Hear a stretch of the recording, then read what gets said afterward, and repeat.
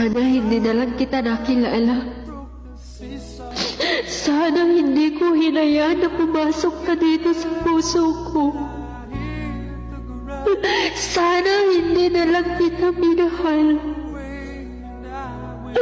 Para hindi ko maramdaman yung sakit at pahit na nararamdaman ko ngayon.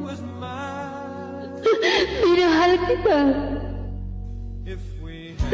Pero bakit? Bakit mo ako nilagay sa sitwasyong hirap ako? Bakit nilagay mo ako ulit sa ganitong sitwasyon?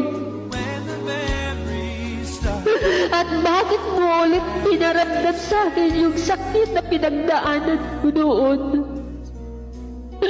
Akala ko ba iba ka sa kanila? Akala ko ikaw na yung bumuo sa wasak kong puso. Pero mali pala ako.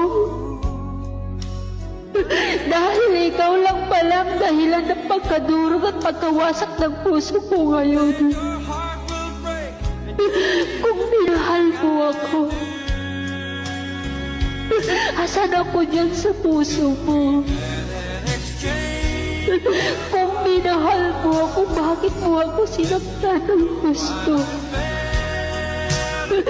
Kung minahal mo ako, bakit mo ako nilagay sa sitwasyong ganito?